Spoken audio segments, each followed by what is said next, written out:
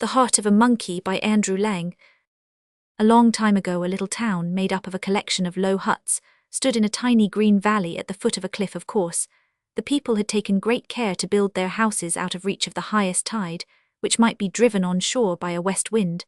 But on the very edge of the town, there had sprung up a tree so large that half its boughs hung over the huts and the other half over the deep sea right under the cliff, where sharks loved to come and splash in the clear water. The branches of the tree itself were laden with fruit, and every day at sunrise, a big grey monkey might have been seen sitting in the topmost branches, having his breakfast, and chattering to himself with delight. After he had eaten all the fruit on the town side of the tree, the monkey swung himself along the branches to the part which hung over the water. While he was looking out for a nice shady place where he might perch comfortably, he noticed a shark watching him from below with greedy eyes. "Can I do anything for you, my friend?" asked the monkey politely. "Oh, if you only would throw me down some of those delicious things, I should be so grateful," answered the shark. "After you have lived on fish for 50 years, you begin to feel you would like a change, and I am so very, very tired of the taste of salt." "Well, I don't like salt myself," said the monkey, "so if you will open your mouth, I will throw this beautiful juicy kuyu into it." And as he spoke, he pulled one off the branch just over his head.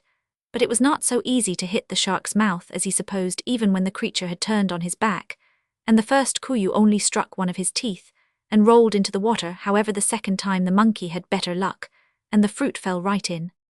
"Ah, how good," cried the shark, "send me another, please." And the monkey grew tired of picking the kuyu long before the shark was tired of eating them.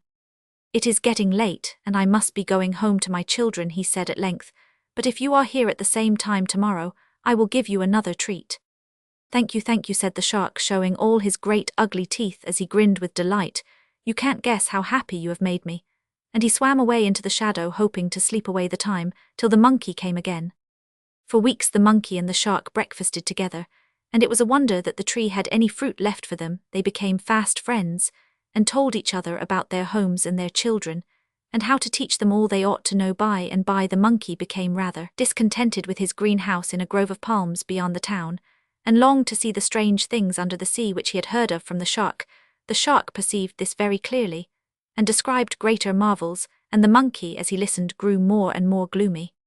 Matters were in this state, when one day the shark said, "I really hardly know how to thank you for all your kindness to me during these weeks. Here I have nothing of my own to offer you, but if you would only consent to come home with me, how gladly would I give you anything that might happen to take your fancy." "I should like nothing better," cried the monkey, his teeth chattering as they always did when he was pleased. "But how could I get there? Not by water.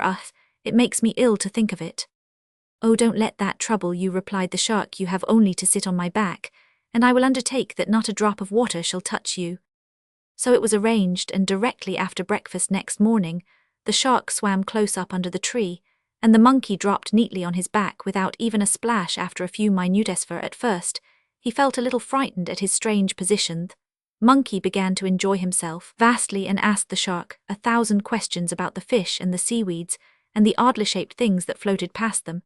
And as the shark always gave him some sort of answer, the monkey never guessed that many of the objects they saw were as new to his guide as to himself. The sun had risen and set 6 times when the shark suddenly said, "My friend, we have now performed half our journey, and it is time that I should tell you something." "What is it?" asked the monkey. "Nothing unpleasant, I hope, for you sound rather grave." "Oh no, nothing at all. It is only that shortly before we left I heard that the Sultan of my country is very ill, and that the only thing to cure him is a monkey's heart." "Poor man, I am very sorry for him," replied the monkey, "but you were unwise not to tell me till we had started." "What do you mean?" asked the shark, but the monkey, who now understood the whole plot, did not answer at once, for he was considering what he should say. "Why are you so silent?" inquired the shark again. "I was thinking what a pity it was you did not tell me while I was still on land, and then I would have brought my heart with me." "Your heart? Why isn't your heart here?" said the shark with a puzzled expression.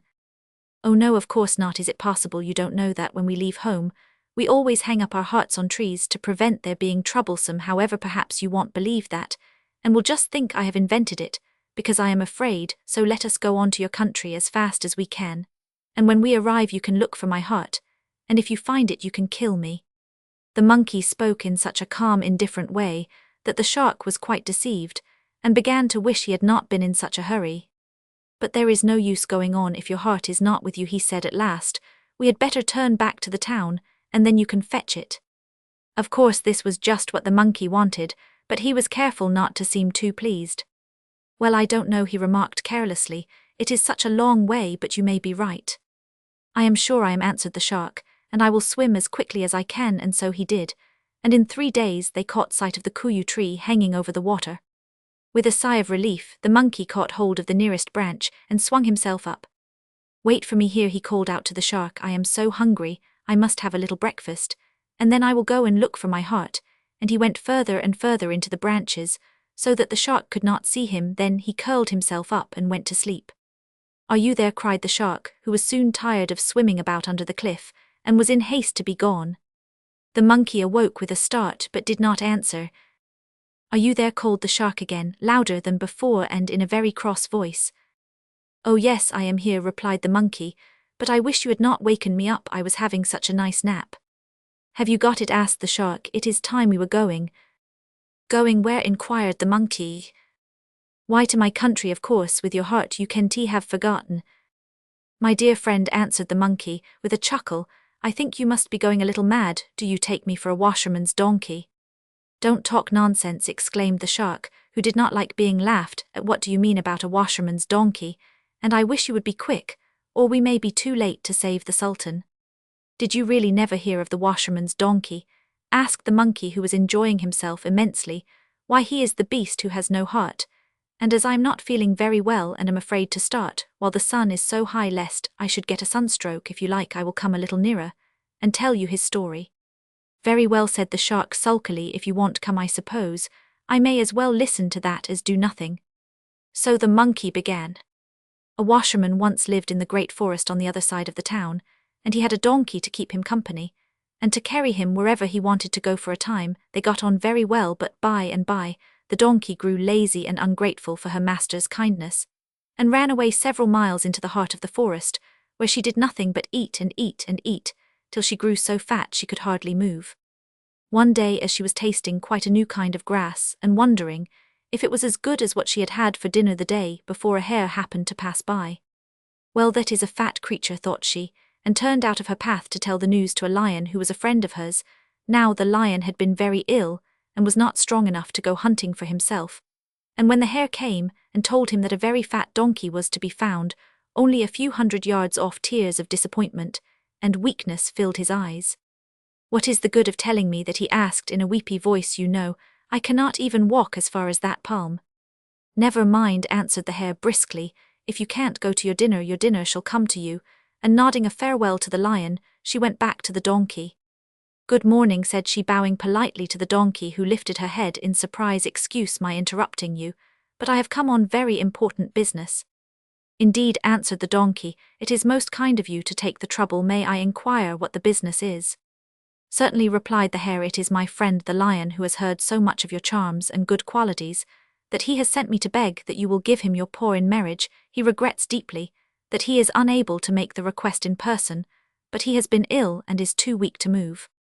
"Poor fellow, how sad," said the donkey, "but you must tell him that I feel honored by his proposal and will gladly consent to be queen of the beasts."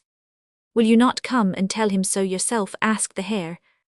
Side by side, they went down the road which led to the lion's house. It took a long while, for the donkey was so fat with eating she could only walk very slowly, and the hare, who could have run the distance in about 5 minutes, was obliged to creep along till she almost dropped with fatigue at not being able to go at her own pace. When at last they arrived, the lion was sitting up at the entrance, looking very pale and thin. The donkey suddenly grew shy and hung her head, but the lion put on his best manners and invited both his visitors to come in and make themselves comfortable. Very soon the hare got up and said, "Well, as I have another engagement, I will leave you to make acquaintance with your future husband," and winking at the lion, she bounded away. The donkey expected that as soon as they were left alone the lion would begin to speak of their marriage and where they should live, but as he said nothing, she looked up. To her surprise and terror, she saw him crouching in the corner, his eyes glaring with a red light, and with a loud roar he sprang towards her. But in that moment the donkey had had time to prepare herself, and jumping on one side, dealt the lion such a hard kick that he shrieked with the pain. Again and again he struck at her with his claws, but the donkey could bite too, as well as the lion, who was very weak after his illness, and at last a well-planted kick knocked him right over, and he rolled on the floor groaning with pain. The donkey did not wait for him to get up but ran away as fast as she could, and was lost in the forest. Now the hare, who knew quite well what would happen, had not gone to do her business, but hid herself in some bushes behind the cave, where she could hear quite clearly the sounds of the battle. When all was quiet again, she crept gently out and stole round the corner. "Well, lion, have you killed her?" asked she, running swiftly up the path. "Killed her indeed," answered the lion sulkily. "It is she who has nearly killed me. I never knew a donkey could kick like that, though I took care she should carry away the marks of my claws." "Dear me, fancy such a great fat creature being able to fight," cried the hare, "but don't vex yourself, just lie still, and your wounds will soon heal." And she bade her friend goodbye and returned to her family. 2 or 3 weeks passed, and only bare places on the donkey's back showed, where the lion's claws had been, while on his side, the lion had recovered from his illness, and was now as strong as ever. He was beginning to think that it was almost time for him to begin hunting again, when one morning a rustle was heard in the creepers outside, and the hare's head peeped through. "Ah, there is no need to ask how you are," she said. "Still, you mustn't overtire yourself, you know. Shall I go and bring you your dinner?" "If you will bring me that donkey, I will tear it in two," cried the lion savagely, and the hare laughed and nodded and went on her errand. This time the donkey was much further than before, and it took longer to find her. At last the hare caught sight of 4 hoofs in the air, and ran towards them. The donkey was lying on a soft, cool bed of moss near a stream, rolling herself backwards and forwards from pleasure. "Good morning," said the hare politely, and the donkey got slowly onto her legs and looked to see who her visitor could be. "Oh, it is you, is it?" she exclaimed. "Come and have a chat. What news have you got?" "I mustn't stay," answered the hare, "but I promised the lion to beg you to pay him a visit, as he is not well enough to call on you." "Well, I don't know," replied the donkey gloomily. "The last time we went he scratched me very badly, and really I was quite afraid." "He was only trying to kiss you," said the hare, "and you bit him, and of course that made him cross." "If I were sure of that," hesitated the donkey. "Oh, you may be quite sure," laughed the hare. "I have a large acquaintance among lions, but let us be quick," and rather unwillingly the donkey set out. The lion saw them coming and hid himself behind a large tree. As the donkey went past, followed by the hare, he sprang out, and with one blow of his paw stretched the poor foolish creature dead before him. "Take this meat and skin it, and roast it," he said to the hare, "but my appetite is not so good as it was, and the only part one want for myself is the heart. The rest you can either eat yourself or give away to your friends." "Thank you," replied the hare, balancing the donkey on her back as well as she was able, and though the legs trailed along the ground, she managed to drag it to an open space some distance off, where she made a fire and roasted it. As soon as it was cooked, the hare took out the heart, and had just finished eating it when the lion, who was tired of waiting, came up.